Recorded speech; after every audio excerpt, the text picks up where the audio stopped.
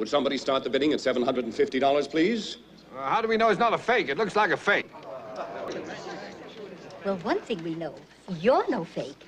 You're a genuine idiot.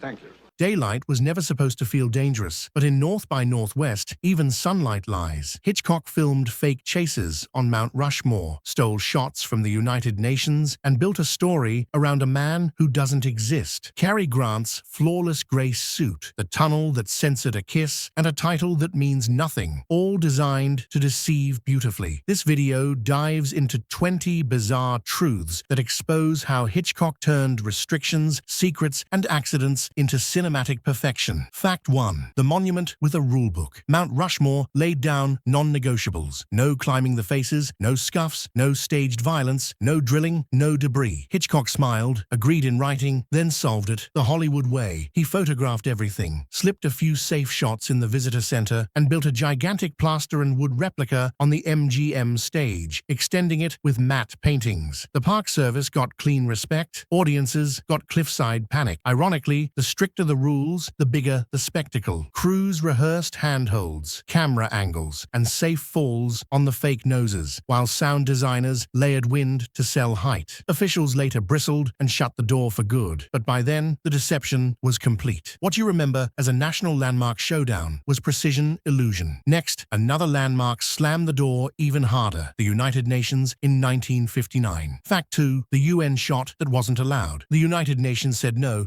cameras inside, no stage scenes, no exceptions. Hitchcock nodded, then parked a camera van across the street and caught Cary Grant striding toward the glass with a long lens while real New Yorkers swirled around him. For everything past the doors, the crew reverse-engineered reality. Scout photos, floor references, and measurements became a meticulously rebuilt interior at MGM, complete with echo, polished floors, and stern lighting to sell authority. A single stolen entrance plus a perfect replica equals credibility. It wasn't recklessness, it was calculated mischief that kept politics calm while giving audiences a glimpse they'd never usually see. The scene feels documentary clean, yet almost every detail is manufactured. That's the trick of North by Northwest. Break a rule quietly, then double it with craft until the illusion becomes the truth you remember. Cleverly, absolutely. Next, a title that points exactly nowhere. Fact 3. A title that points nowhere. North by Northwest sounds specific, but it isn't a real compass heading. That's the joke and the thesis. Ernest Lehman treated it like a placeholder that felt intriguingly wrong, while Hitchcock leaned into the ambiguity, a direction that promises orientation but delivers confusion. Some fans trace it to Hamlet, mad north-northwest. Others swear it hints at the New York to Dakotas route. None answer everything, which is exactly the point. The film weaponizes uncertainty. Wrong man, wrong place, wrong name, and the title primes you for that spiral before the first frame. It's branding as misdirection, polished, memorable, and fundamentally slippery. You don't decode it, you feel it. The name keeps you slightly off balance, so every sunny scene can tilt into peril without warning. That imbalance is Hitchcock's favorite playground. Next, if the title is a tease, wait until you meet the spy who doesn't exist. Fact 4. The spy who doesn't exist. George Kaplan isn't a man, he's a mirage. Intelligence handlers fabricate him to draw out Van Damme's network, seeding hotel reservations, bellhop calls, and luggage, so the shadow looks solid. Then fate slaps the label onto Roger Thornhill, a smooth ad man who happens to signal for a cab at the wrong moment. From there, every proof of Kaplan, phone messages, tickets, monogram details, backs a life that never lived, forcing Thornhill to prove he's real. That's the elegant cruelty. Systems we trust become traps. Polite clerks, tidy ledgers, and printed schedules weaponize bureaucracy, while Eve Kendall's charm tests whether the myth can swallow the man. Hitchcock turns the audience into co-conspirators. We keep chasing documentation long after the film shows it cannot be trusted. In this story, the deadliest agent is absence, an empty suit that moves the world. Next, the Indiana crossroads that wasn't even in Indiana. Fact 5. The Indiana crossroads that wasn't in Indiana. The movie swears we're on a lonely road in Indiana. We're not. Hitchcock staged that bus stop amid flat farmland near Wasco, California, picked for brutal openness and nowhere to hide. Square highway signs and a few posts complete the geographic bluff, while sound design stays nearly bare. Passing trucks, wind, insect buzz, distant engine, no score to hold your hand. The emptiness weaponizes sunlight. Danger arrives with nothing to conceal it. Thornhill waits. The wrong bus comes. The plane hovers too low. Dust, distance, and heat replace shadows and alleys, and the sudden tanker blast punctuates a scene built on silence. It's cartography as misdirection. Make the map lie so your nerves don't. By the time you realize the Midwest is a mirage, the plane has already turned the sky into a trap. Next, name the attacker, the trainer with a notorious nickname. Fact 6. Meet the Yellow Peril. That crop duster isn't random. It's a Naval Aircraft Factory N3N trainer, a rugged open cockpit biplane, long nicknamed the Yellow Peril for its bright paint and ubiquity in pilot schools. Hitchcock weaponizes its friendliness. A farm plane turned predator, skimming low, spitting dust, and making the horizon feel hostile. Watch closely and you'll spot movie sleight of hand. The low passes are one aircraft, while the fiery crash is a different workhorse, the Boeing Stearman, chosen for its stunt reliability and parts availability. Mixing types doesn't confuse, it amplifies impact. The sound team layers prop roar and prop wash thumps, so every dive feels like it punches the air out of your chest. Daylight, silence, then a wasp with wings. The scene's terror isn't mystery, it's inevitability. Next, the one thing that never flinches while everything explodes, the most famous gray suit in movies. Fact 7. The gray suit that never blinks. Cary Grant's mid-gray suit isn't wardrobe, it's armor. The color sits dead center on the spectrum, so it never fights the skyline, the sand, or the granite. It reads crisp in daylight and elegant at night. Hitchcock keeps Thornhill in it through chaos, abduction, liquor, cornfield, and cliff, so the audience tracks one silhouette no matter how wild the geography gets. Multiple duplicates were made, yet the look barely wrinkles. Continuity becomes a running joke that also sells composure under pressure. The cut is slim, but not flashy, shoulders calm, lapels balanced, confidence without noise. In a film built on uncertainty, the suit declares, "I'm still me," even when the plot tries to erase him. It's character design in wool, the visual through line that keeps you oriented while the story yanks the floor away. Next, when brains beat bullets, the improvised auction house escape. Fact 8. The auction escape they invented on the fly. Guns were the obvious out. Hitchcock wanted brains, so the team cooked up the auction house escape. Thornhill tanks his own dignity, bidding nonsense numbers, insulting priceless art, and provoking security so the cops save him from the villains. It flips the chase inside out. He sprints toward arrest. Extras were kept a little in the dark to keep reactions fresh, and the sequence plays like screwball chess. Every ridiculous bid is a calculated move to the police door. The scene distills the movie's philosophy: wit over firepower, elegance under duress, daylight games in a refined room. It also buys time for Eve's double game to simmer, raising suspicion without a single bullet. Spectacle doesn't need explosions when humiliation detonates faster. Next, Hitchcock tops it with one audacious cut, from granite peril to honeymoon ease in a single heartbeat. Fact 9. The ending that breaks the rules. MGM wanted the traditional shootout. Hitchcock wanted to skip it. The studio pushed for a dramatic gun battle, but Hitchcock had other plans. A single, surreal cut that jumps from Cary Grant, dangling off a cliff, to him pulling Eva Marie Saint into a train compartment. No build-up, no ramping up tension. Just one seamless transition from death's edge to honeymoon ease. The studio was furious, claiming Hitchcock had ruined the film's tension. But Hitchcock saw it differently. This was the most satisfying moment of his career. It wasn't about dragging out suspense with violence. It was about collapsing it into release. What audiences got wasn't just a romantic finish. It was a rebellion against the way suspense was supposed to work in Hollywood. Hitchcock knew how to leave us breathless without ever pulling the trigger. Next, a gray suit that never wrinkles, even in chaos. Fact 10. The Forbidden Kiss. In 1959, a kiss like the one between Cary Grant and Eva Marie Saint was borderline scandalous. The production code restricted explicit intimacy, so Hitchcock had to be creative. He turned the kiss into a masterpiece of suggestion. The scene was filmed filled with close-ups, cutting between their lips and the blur of a passing train entering a tunnel, creating one of cinema's most iconic metaphors for desire. The kiss lasted 2 minutes, broken into fragmented shots to bypass censors. The tension wasn't in what was shown, but what was implied. Hitchcock knew how to get the point across without crossing the line. He made the moment both illicit and elegant. It was a scene that scandalized the censors and fascinated the audience, becoming one of the most daring moments in film history. Next, how the film's title got its confusing yet perfect name. Fact 11. The title that was never meant to stick. North by Northwest was never meant to be the final title. Screenwriter Ernest Lehman called it a placeholder, a direction with no real meaning. Hitchcock agreed, playing it off as a compass point that led nowhere, a metaphor for the film's confused protagonist. The title's ambiguity became part of the charm. Some speculated it was a reference to Shakespeare's Hamlet, where the line, mad north-northwest, suggests madness. Others thought it hinted at the route from New York to the Dakotas, but in truth, it was just a nonsensical phrase that fit the film's theme of mistaken identity and confusion. Hitchcock liked the way it made audiences feel disoriented before the story even started. The ambiguity is what makes it stick. It's a title that's as puzzling as the plot itself. Next, the legendary suit that stayed spotless no matter the chaos. Fact 12. The train scene that defied censorship. Hitchcock was known for pushing boundaries, and the famous train scene between Cary Grant and Eva Marie Saint is a prime example. In 1959, the production code had strict rules about on-screen intimacy, so Hitchcock had to be clever. The kiss that lingers between Grant and Saint in the train compartment wasn't just about passion, it was an elegant dance of suggestion. Hitchcock framed their embrace between quick cuts of a train entering a tunnel, using the movement to imply what could not be explicitly shown. The kiss lasted 2 minutes, broken into fragmented shots, each one just hinting at desire while maintaining the illusion of propriety. It was a masterstroke of cinematic subtlety, making the scene both provocative and elegant, all while slipping past the censors. The result? One of the most daring romantic moments in film history. Next, how Hitchcock's obsession with control showed in every detail of Grant's suit. Fact 13. Hitchcock's trick with the United Nations. Hitchcock's desire to capture realism took him beyond normal limits, and the United Nations refused him permission to film inside its headquarters. The UN feared political fallout. Hitchcock, not one to back down, turned to subterfuge. He secretly set up cameras across the street and filmed Cary Grant walking into the building from a distance, using a long lens. Inside shots were then fabricated at MGM with reference photos and measurements. The UN officials were none the wiser, and the scene was as convincing as if the cameras were rolling right inside the United Nations. Hitchcock loved the thrill of outsmarting the authorities, and the final product became one of the most effective instances of cinematic deception in history. This wasn't just a film trick, it was a brilliant subversion of political boundaries. Next, the suit that never wrinkled, even during a helicopter chase. Fact 14. The iconic auction house scene was improvised. The iconic auction house scene in North by Northwest wasn't part of the original script. Hitchcock realized he needed a way for Cary Grant's character to escape the villains without resorting to gunfire. So, on the fly, Hitchcock came up with the idea to have Grant's character deliberately embarrass himself by bidding absurdly high prices on art pieces. The scene, which was shot in a single day, turned out to be one of the film's most memorable moments. It wasn't just about getting out of a jam, it was a masterclass in Hitchcock's ability to turn humor into suspense. The real-life extras who filled the auction room had no idea what was happening until Grant started yelling outrageous bids, causing the room to erupt in confusion and laughter. What was supposed to be a tense escape became an unexpected moment of comedy and chaos. Next, how Hitchcock's obsession with detail showed in Cary Grant's famous gray suit. Fact 15. The script was written in chaos. The script for North by Northwest was anything but traditional. Screenwriter Ernest Lehman, who had never worked with Hitchcock before, was expecting a straightforward project. Instead, Hitchcock told him to create the ultimate Hitchcock film, one filled with all his signature elements: mistaken identity, a glamorous blonde, intense chases, and a cliffhanger. But there was no plot outline, no villain, and no clear direction. Lehman had to write scenes backward, starting with the iconic image of a man hanging off Mount Rushmore and figure everything else out as he went along. The script was chaotic, and Lehman admitted he often had no idea where the story was headed. Hitchcock encouraged this disorder, believing that confusion would lead to creativity. What emerged was a masterpiece, built on pure cinematic instinct and improvisation. Next, how Cary Grant made one of the smartest business moves in Hollywood. Fact 16. Cary Grant's smarter business deal. Cary Grant didn't just get paid handsomely